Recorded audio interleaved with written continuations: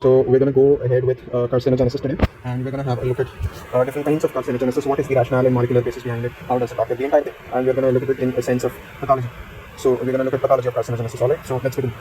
So first of all, we're going to have a look at the rationale of carcinogenesis or the molecular basis, as it says above. All right. So the molecular basis of carcinogenesis. So what happens is, to acquire cancer hallmarks, malignant tumors goes through stepwise accumulation of mutations complementary to each other, which leads to carcinogenesis, eventually forming a fully malignant tumor. So this is in short of how and what happens. So what hallmarks are we talking about here? Now, since hallmark is a very, very big topic on its own, I'm going to tell it to you in a very short manner. So we have some features of cancer cells which we call hallmarks. All right. So we have anaplastic tumors, we have differentiation, we have metastasis. All right. We have rate of growth.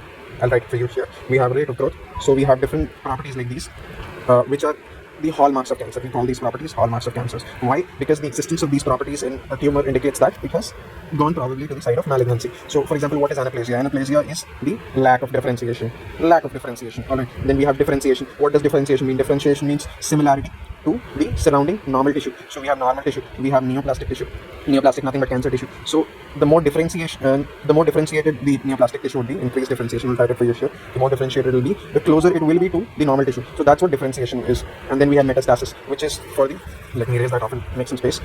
This as well. So what is metastasis? Metastasis is the ability of tumors to form secondaries distant from the primary, distant from the primary tumor, and not in physical contact with it. Alright, so we have these particular properties. Similarly, rate of growth. So, for example, we're going to say that the rate of growth of neoplastic tumors is very, very high compared to a normal tissue swelling. Alright, so these are our hallmarks of cancer. Now, to achieve these hallmarks of cancers, the neoplastic tissue formation, that is, the normal tissue undergoes certain mutations, and these mutations with every single cell division keep accumulating. So, as the mutations keep accumulating, we call them accumulation of somatic mutations. So, as these genetic alterations keep accumulating over time, the probability of error happening while these mutations are occurring increases, and the probability of these mutations giving rise to a neoplastic tumor increases. So that is how we get a fully malignant tumor. Now, one thing we have to note here is that certain mutations appear earlier, while certain in the later steps. Alright, so what does this mean? This means that certain mutations, when we are going through with carcinogenesis, when that process is occurring, certain tissues are more prone. To what? To cancer or malignancy. Certain tissues are definitely more prone to malignancy, and there is a particular order of tissues that we see here in terms of their proneness to neoplasticity. So what is the order? The order is, so first off, in normal epithelial cells, how is this going to occur? We are going to see the process of formation of a fully malignant tumor. So first there's going to be the RS gene activation, then we're going to have the RB inactivation due to this, followed by the P53 inactivation, and finally we're going to have the inactivation of PP2A. Now what is this? How does it happen? So the RS and RB activation, so RS is a signaling pathway, and it is in particular a growth signaling pathway. Basically what happens is, you have a cell, you have the intracellular contents, different things. You have the nucleus, you have different cell organelles, you have inclusion bodies, mitochondria, right? So what happens is, you have receptors, and whenever there's a stimuli given to these receptors, there are certain secondary signals that are activated by this receptor on giving stimuli to them, and these secondary signals carry the message intracellularly. So they carry the message intracellularly, and this is how the message gets to different organelles, whether they may be present in the cytosol or the nucleus itself. And RAS is one of the pathways. We have different pathways. We have JAK-STAT pathway. Alright, we have secondary messengers of the GPCR, the G protein coupled receptors. So we have IP3, DAG. Alright, we have CAMP. We have different pathways that carry these signals. So for example, whenever there's going to be an RAS activation, that means we gave a stimulus and now RAS pathway has been activated. There's going to be RB activation. What is RB? RB stands for nothing but retinoblastoma. And retinoblastoma is a tumor. Now here when we say RB, we do not mean tumor. We mean the RB oncogene. Now what RB is RB is a proto-oncogene. It is a proto-oncogene. Now what ends up happening is that whenever there is accumulation of a certain amount of somatic mutations, this proto-oncogene gets mutated and converts to oncogene. And since this proto-oncogene regulates the growth and division of a cell, so when it gets converted to the oncogene, there is impairment of the normal function of the proto-oncogene. And when there is impairment of the normal function of the proto-oncogene, it loses the ability to negatively regulate the growth and division capabilities of the cell. And when it loses that capability, it leads to the oncogene leading to completely unregulated growth and division of the cell, which leads to the rapid rate of growth when we talk about neoplastic tissue or a tumor. And this is what leads to complete unregulated proliferation, eventually leading to a transformation of a malignant tissue. And one of the key factors what we see when it comes to malignant tissue is that it has very, very unregulated proliferative capabilities, which do not cessate. This proliferation does not stop even when the stimulus, for example, the nutrition or the vascularity is removed. So they keep, or even if we remove the growth signals that lead to cells dividing or tissue enlargement. So even if we remove the stimulus, the tissue keeps growing, either due to cell division or cell growth, any of the following mechanism. This is due to oncogenes. And retinoblastoma is one of those oncogenes. So the proto-oncogene retinoblastoma gets inactivated. And then there is P53 inactivation as well. Just like retinoblastoma, P53 is also a proto-oncogene. And due to this, there is inactivation of what? Inactivation of PP2A. Now, PP2A stands for what? It is a tumor suppressive phosphatase. Alright. So this tumor suppressive phosphatase is a negative regulator of many signaling pathways. So what happens is, since this PP2A is now inactive, there is decreased negative regulation. Like we said, it is the negative regulation of signaling pathways. And since we saw that most of these pathways are nothing but growth pathways, since the negative regulator is now gone, they are going to be completely proliferative without any stopping or cessating stimuli. So this is what is going to lead to unregulated proliferation and eventually cancer. And this leads to constitutive expression of telomerase. Alright. So what are telomerase? We have chromosomes over here. Alright, we have chromosomes. We have these short strands over here. These are what telomerase basically are. So what happens is, whenever there is division, whenever the cell divides, there is DNA replication, these telomerase get shortened slightly. So this part is cut off. Let me erase that for you to give you a better idea. So they get shortened. You can see how they get shortened, right? And since these get shortened with each division, any normal cell on dividing over and over again undergoes this process, and eventually the telomerase strand ends, and what ends up happening is the cell does not have the ability to divide anymore. So that is when we say that the cell has reached a stage called senescence. And when the cell reaches this particular senescent stage, it means that the cell has gotten old, it has lost its ability to divide, it cannot divide anymore. Alright, so what ends up happening is, when there is this inactivation of PP2A due to proto-oncogene inactivation and activation of growth signaling pathway, there is constant expression of telomerase. Now this telomerase, what it does is, it causes non-homologous end joinings. It causes NHEJs. We call this NHEJs, non-homologous end joinings. So whenever there is division and whenever there is crossing over of DNA, we see new double-stranded pieces come into place. And when there is new double-stranded pieces that come into place, eventually the crossing over increases, and eventually as the crossing over increases, what we see is that the process of repair becomes more error prone. And when it gets more error prone, what do we observe? We observe that there is increased expression of cell division and or growth. There is increased expression of cell division or growth, due to which there is uncontrolled proliferation, which will lead to what? You guessed it right, it will lead to malignancy. Alright, so that is how we basically get a malignant tumor formation. Now what might be the examples? They may be colon carcinoma. Alright, so another form of carcinogenesis that we have is chemical carcinogenesis. Now it may happen due to chemical agents. There may be different classes of chemical agents. So we have primarily two broad categories. We have direct acting carcinogens, we have indirectly acting carcinogens. Alright, so what happens is indirect, let's go with the examples first. So we have alkylating agents, we have acylating agents, we have propiolactone, we have diproxybutane, we have anti-cancer drugs such as cyclophosphamide, chlorambucil, we have nitrosoureus, other drugs. Alright, in the indirectly acting ones, we have the ones that are present in the inactive forms, which is why we call them pro-carcinogens, and they require metabolic activation. Alright, so we have polycyclic and heterocyclic aromatic hydrocarbons, we have benzanthracene, we have benzopyrene, alright, we have 3-methylcolanthine, we have aromatic amines, in which we have benzidine, we have natural plant products, microbial products, aflatoxin B1, we have griseofulvin, alright, we have betel nuts, in India we call them gutka. Alright, we have other forms, we have nitrosamines, we have vinyl chlorides. Vinyl chlorides are what your pipes are made of, PVC pipes. Alright, we have nickel, chromium, insecticides, fungicides. Alright, so these are the different chemical agents we have. Now how does this chemical carcinogenesis occur? So it happens by this schematic. This is how I'm going to explain it. So we have a carcinogenesis. Now we have a carcinogenic agent over here. So what happens is, it undergoes metabolic activation. So here we have the pro form, here we have the active form. Now the active form, while going through that phase of turning into the active form via metabolic activation, it forms electrophilic intermediates. Now the DNA is a nucleophilic site. Since the DNA is a nucleophilic site, the electrophilic intermediate goes and binds to the DNA, and this leads to an adduct formation or a complex formation. Now this leads to a lesion in the DNA, and when there is a lesion in the DNA, the cell that we have here is now called an initiating cell. So what ends up happening is, whenever this cell proliferates or divides, this lesion that we have is inherited, and it leads to altered differentiation. Alright, and when there is altered differentiation, the clone cells that we get after the cell division are known as pre-neoplastic clones. We also call them pre-malignant. Alright, and this eventually, on accumulation of additional mutations and more proliferations, because to get those additional mutations, you need more and more cell divisions. Alright, so we get malignant neoplasm. This is how we get chemical carcinogenesis. Now we broadly divide it into two phases over here. Let me change the color. This is not visible. We divide it into two phases: initiation phase and promotion phase. So what happens is, the process that leads up to the formation of the initiated cell. Alright, the process that leads up to the formation of the initiated cell is what we call the initiation process, and the one that leads to the formation of the final malignant tumor or the malignant neoplasm is what we call the promotion process. Alright, we need to look a little more into the detail of it, so we'll do that.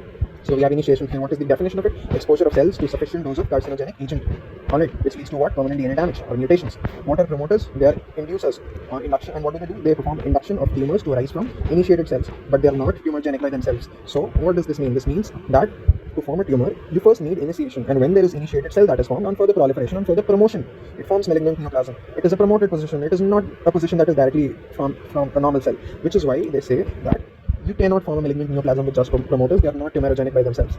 So the proliferation and clonal expansion of initiated cells, subclones undergo further additional mutations, leading to cancerous clone, like we said here. Alright, now what may be certain examples of these promoters? So we have estrogenic stimulation of endometrium and breast, and when does this happen? This happens during menstruation. Menstruation. Which phase? The proliferative phase. Proliferative phase. Alright. Another example may be chronic inflammation. Alright, associated with what? Tissue repair. So tissue repair, what might be some diseases that occur during this phase? Irritable bowel syndrome, we have chronic hepatitis, we have Barrett's esophagus, and what may be certain examples for initiators? So we have the whole same mechanism that we dealt before here. Now even in initiators we have directly acting agents, we have indirectly acting agents. So we discussed before, right? We discussed about chemical carcinogens.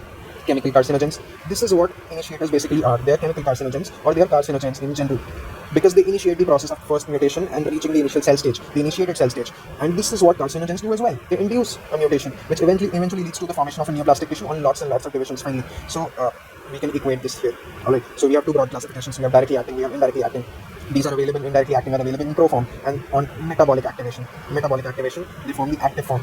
Alright, which is how they lead to mutations. So the active form leads to mutation, not the pro form. The direct acting ones are the ones which require no metabolic activation. They are weak in nature and they are used as cancer therapeutics. So we discussed the alkylating agents, right? We also discussed that certain anti-cancer drugs. Which drugs did we talk about? Can anyone recall?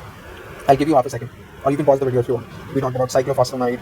Alright, cyclophosphamide. We talked about chlorambucil. Many other drugs. Alright. So these things, and they may evoke a second type of cancer, usually acute myeloid leukemia. Now we're going to talk about the indirectly activated carcinogens, chemical carcinogens. Alright, so they require metabolic activation, which leads to carcinogenic products, and these products are also known as what? They are known as ultimate carcinogens. The examples of these might be polycyclic hydrocarbons, benzopyrene, azodiaz, aromatic amines. Alright. Then obviously, how do we achieve this metabolic activated state? One might ask. So let's discuss that. These are usually this is usually achieved by the enzymes present in the body. What these enzymes might be? Most of these come from the cytochrome P450 group of enzymes. So the cytochrome P450 group of enzymes lead to metabolic activation of indirect agents. And then there's monooxygenases. Alright, we have the now category as well. We have the monoamine oxidase. Alright, these are encoded by polymorphic genes. Susceptibility to various cancer dependent on variants of polymorphisms or individuals inherit. Assess risk with genetic analysis of enzyme polymorphisms, and these polymorphisms are what determine the susceptibility to the certain kinds of cancer, and these polymorphisms are how we assess the genetic risk to certain cancers in people, since these polymorphisms will indicate what kind of metabolic activation may these pro-carcinogens, as I might call them, go into, right? So for example, we have polycyclic hydrocarbons. These go metabolic activation under the enzyme CYP1A1. So we have cytochrome P450 group of enzymes 1A1. This is the inducible form, and it leads to the formation of what? The final product, the activated carcinogen or the ultimate carcinogen. Now let's talk about what are the molecular targets of these chemical carcinogens. So we have the DNA, and this is where they target. And they target in what forms? They're called mutagens, like we discussed above. Something to note here again. So the mutations occur throughout the genome, and by chance mutations happen to susceptible genes. And these might be the RAS genes or the PP53 genes. These are what? These are proto-oncogenes, like we discussed above. Proto-oncogenes, alright. And there may be potential selective advantage to this mutation, which might lead to malignant transformation. Alright. So there might be certain promoting factors to this transformation, which is why this leads to malignant transformation. So we have something called mutational hotspots. So these are sites in which there is some carcinogenic interaction, preferentially due to their chemical structures. So certain genetic sequences in the DNA are more prone to mutations, and we call them mutational hotspots. What might be the examples? We have aflatoxin B1. This is produced by Aspergillus, and when the dietary levels of this aflatoxin B1 increase, there is a mutation of TP53 proto-oncogene. So the gene sequence governing the TP53 expression, the protein expression, is altered due to somatic mutation, non-lethal form of mutation. What is the mutation? There is a transversion in the codon 249. So instead of the guanine cytosine binding, we have now the thymine adenine binding. This leads to the replacement of arginine by serine in the P53 protein that is created due to the expression of TP53, and we have, as a consequence, hepatocellular carcinoma. We have other examples similarly. I'm not going to go into everything. In lung cancer, when a person smokes, the chances of them getting lung cancer is 10 times high. Why? Because they provide themselves with something, they shoot themselves with something known as the smoking gun, and the smoking gun makes the gene sequence more prone to catch these mutations. Alright, so I think you're getting it. Then we have radiation carcinogenesis. Alright, so we have certain types of radiations. We have ionizing radiations, we have particulate radiation, we have UV rays, non-ionizing radiations we also have. So what happens is these radiations come and they have additive and synergistic effects with other carcinogens. Now what does that mean? Additive effects means that, for example, we have A as a carcinogen, we have B as a carcinogen. A has a certain X amount of effect, B has a certain Y amount of effect. When both are provided together, the entire effect is going to be the sum of these two. So this is the additive effect of carcinogens. Then we have the synergistic effect. So as soon as A acts as a carcinogen on a particular genetic sequence, if we supplement it with B carcinogen, it synergizes the effect. It increases the effect of X as well. This is the synergistic effects of radiation carcinogens. So we have this. We have UV rays, which are particularly prone in more fair-skinned individuals when it comes to causing cancer. They increase the likelihood of squamous cell carcinoma, basal cell carcinoma, melanoma of the skin. Alright, and we have different UV spectrums, and we're gonna have a look at what wavelengths do they lie in, what kind of cancers do they make prone to. We have UVA, UVB, UVC rays. UVA lies in the range of 320 to 400 nanometers. We have UVB 280 to 320 nanometers, which are responsible for causing cutaneous cancers. And what do? They lead to formation of pyrimidine dimers in the DNA via covalent cross linkage, which leads to prevention of proper pairing of dimer and distorts the DNA helix. Alright, so this impairs the excision repair mechanism as well, because this becomes more error prone. And when this becomes more error prone, there is an increased chance of us having cancer inducing mutations. And when these mutations get accumulated over time, the likelihood of cancer increases. Then we have UVC rays, which lie in the range of 200 to 280 nanometers of wavelength. These are potentially carcinogenic, but they are filtered out by the ozone layers of the earth. So save ozone, guys, save ozone. Alright, then we have some other diseases that we might get prone to. So we have xeroderma pigmentosa. So this is one of the disorders that have increased likelihood when in case of increased exposure to UVAs. We have ionizing radiation, we have electromagnetic radiation, we have particulate radiation. Under particulate radiation, we have gamma rays, we have alpha rays, we have beta particles, we have protons, neutrons. Alright, so these are what we have. Now, like I was talking, several tissues are more prone than other tissues, and we have a particular order of development of carcinoma when it comes to certain tissues. So, for example, when there is going to be carcinogenic exposure to the body, certain tissues are going to get cancers early, some are going to get it late. So there is a scientific order established according to the latest literature that is there. So we're going to go through that. So the most prone that we have are myeloid leukemias. So cancers of the blood, tumors of granulocytes, their precursors are the most prominent ones. Then we have thyroid cancer. In the intermediate category, we have breast cancer, lung cancer, we have salivary glands carcinoma. And the least prone are skin, bone, GIT, and they're pretty much relatively radiation resistant. And then we come to microbial carcinogenesis. Under that, we have two categories. We have bacterial carcinogenesis, and we're also going to go to viral carcinogenesis. So bacterial carcinogenesis, for example, you get infected with H. pylori, Helicobacter pylori. It causes what? It causes gastric ulcers. Alright. So it causes gastritis or peptic ulcer disease, and it also causes cancer. What forms of cancer it might cause? It might cause adenocarcinoma or myeloma. Alright. It might also, which is a form of lymphoma, by the way. Alright. Then we have the staining methods. Let me mention that's available for you. We have staining methods. So if you want to diagnose the presence of Helicobacter pylori, how are we going to do it? We have a stain called Worthy Starry silver stain. Now remember one thing, whenever we are reading stains and the word silver comes, black. Think of black. Alright, so we have this histology slide over here. We stain the sample with Worthy Starry silver stain, and the Helicobacter pylori are stained with black. Alright, these are the microbes that you see over here. Then we have a stainer stain, which stains the microorganism as silver. Then we have other stains, but they're time consuming, so we are not going to discuss them. We have Giemsa stain, which gives blue color to the H. pylori. Alright, then we have fungal. We have fungal carcinogens. So we have aspergillus, like we discussed about. It leads to the release of aflatoxin B1, and it leads to mutation of the p53D gene, transversion of codon 249. It leads to what? Hepatocellular carcinoma. That's a repeat example again. Then we have this leads to what? P53. Now there's a mnemonic over here. You can use it to remember which codon transversion happens. It's going to be very easy to remember. So you have P53. Alright. Subtract 1 from 3 with 2. Alright. Subtract 1 from 5. We have 4. And then we have P. So reverse that. Let's make a mirror image of P. What does it give us? It gives us a 9. So we have codon 249 over here. Right. So that is how you remember which codon the transversion happens. Now I'm going to erase that to make some space. Alright. Then we have parasitic carcinogenesis. We have certain parasites that are more common in this aspect. So we have Schistosoma hematobium, we have Clonorchis, we have Epistarchus, right? Then we have viral carcinogenesis. Now this is super important. So we have hepatitis B virus, we have hepatitis C virus. These lead to what? These lead to hepatocellular carcinoma. And what is the gene responsible? One might wonder. They have the HBX gene, which causes the hepatocellular carcinoma. We have the human herpes virus 8, HHV8. This leads to what? This leads to Kaposi sarcoma. This leads to primary effusion lymphoma, Castleman's disease. Alright, Castleman's disease is, by the way, not a cancer, but it's still a syndrome. And this features what? This features lymphadenopathy, fever, night sweats, weight loss. Now this might have two categories. It may be of hypovascular type, it may be of plasma cell type. Now we have certain histological features when it comes to the human herpes virus caused Castleman disease. Alright, so we have onion skinning of the lymphoid cell, and we have a lollipop follicle that is there. So when you look at the cell over here, there is presence of a certain layering around here. This is what we call onion skinning, and there is a strand over here that is present. That is why the appearance is particularly why we call it the lollipop follicle. Alright, let me erase that so that you can get a clearer picture. So this lollipop appearance, as you can see. Then we have the HTLV1, we have the human T-cell leukemia lymphoma virus. How does it cause carcinogenesis? It causes it via the TAX gene. Alright. Now we're discussing the mechanism of human papilloma virus. Now the human papilloma virus may be of two types. It may be a low risk type, it may be a high risk type. The low risk type causes carcinogenesis via 6 and 11. And 16 and 18 types. These are the types of the virus. So under low risk, we have 6 and 11 categories of virus. We have 16 and 18 under the high risk categories. So you remember kind of it like this. Low risk, low number. High risk, high number. Alright. So this is the structure of HPV we have. So we have the L1 capsid. We have the other gene loci. So we have E2, E4, E5, E6, E7. So we have E2 to 7, but E3 is not there. Remember it like this. So 2, 4, 5, 6, and 7. Now there's certain functions that these gene loci have. So we have the L1 capsid, which is useful for the vaccine preparation of papillomavirus. 4 and 5 are responsible for coilocyte formation. 6 is responsible for inhibition of the p53 gene. 7 is responsible for leading to the inhibition of retinoblastoma. So the 6 and 7 are the main cancer-causing loci. Now what is a coilocyte, which is formed by 4 and 5 over here? One might wonder. So coilocyte is a histological typical feature that we see in papillomavirus caused genetic alterations to the cell. So this is a coilocyte. Alright, this is a coilocyte. And the collocyte has certain features. We see this in pap smears when we take. So it has a perinuclear halo. You know what a halo is, right? So you have an image of someone very holy and divine, or someone heavenly, an angel of some sort, and they have this ring above them. Whenever in the cartoons that you used to watch on TV when you were a kid, there used to be Tom and Jerry, for example. Like, my drawing's bad, forgive me for that. So there's Tom and Jerry over here. Tom dies while chasing Jerry. Jerry jumps in front of a train or something. He has a halo. Let me make it a bit more realistic. He has a halo over here. Alright, you get what I'm saying. What is a halo? So you have a perinuclear halo. Now this is perinuclear. What does that mean? That means that it is around the nucleus. And what does the nucleus look like? It is dark blue and it is raisinoid. It looks like a raisin. Same thing we see over here. Perinuclear halo. Alright, raisinoid nucleus. Then we have the Epstein-Barr virus. We have a similar kind of structure. We have gene loci over here. We have LMP1, eDNA2. We have the viral interleukin 10, VIL10 or viral interleukin 10. These loci have different functions. So the LMP1 acts as the site that leads to the expression of the CD40 ligand. The eDNA2 leads to the increase in cyclin levels, particularly cyclin D levels, which regulate the cell division. These also lead to the expression of SRC proto-oncogene. And the viral interleukin 2 over here is anti-inflammatory in nature and leads to the expression of interleukin 10 on translation. So this is the structure over here. Now, what does this lead to? This leads to the hijacking.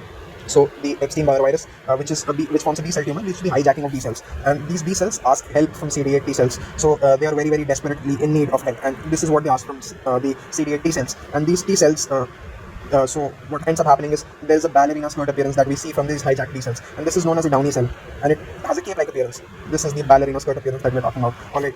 Now, why this might happen? This might happen in certain symptoms. What those symptoms might be? They might be infectious mononucleosis, kissing disease, the glandular fever, of what? Of lymph nodes, liver and spleen. So these might be the causes. And how do we diagnose it? With certain tests. So you have to remember the names of the test. Hall-Bennett test, monospot test. Alright. Now let's revise the mechanisms of carcinogenesis once more in papillomavirus and the Epstein-Barr virus. Alright. So we have HPV E6, E7. So the HPV E6 type leads to the increased telomere expression. So the telomere strand never gets shortened because of the non-homologous end joining that keeps happening every cell cycle. So every time the cell cycle happens, the cell division occurs. We have more and more telomerase expression because of NHEJs. Similarly, we have inhibition of P53. We have inhibition of P21, which leads to cyclin D expression. So cyclin D is a cell division regulator. It is a cell division or cycle regulator. Alright. So this regulator, since it leads to increased expression, it also leads to the inhibition of the proto-oncogene RB. Alright, leads to genetic instability and eventually mutations, and these mutations then lead to carcinogenesis. Then about the mechanism of Epstein-Barr virus, how it works. It hijacks the B cells. Alright, and when it hijacks the B cells, the cytotoxic lymphocytes or the CD20 or the CD8 cells, CD8 T cells. So these cells come and they bind to the B cells, and there is polyclonal B cell expansion. And when there is polyclonal B cell expansion, this leads to the MYC gene translocation. So we have CMYC gene over here, which gets translocated from chromosome 8 to chromosome 14, and this leads to Burkitt's lymphoma, which is a type of lymphocytic tumor. Alright. And what happens in case the cytotoxic lymphocyte binds here, the B cell growth is controlled, and this translocation, genetic alteration that is happening over here does not happen. And as a result, since this proliferation is controlled, carcinogenesis does not take place. Alright, so that is how carcinogenesis occurs. Under different mechanisms that we discussed, it might be genetic, it might be chemical, it might be radiation, it might be viral, it might be fungal, it might be bacterial. Alright, so that is how we go about carcinogenesis in general. If you want to read more about it, get more into it, you can definitely go and explore Robbin's pathology, and in fact I would recommend that. And that's all for today. Thank you everyone.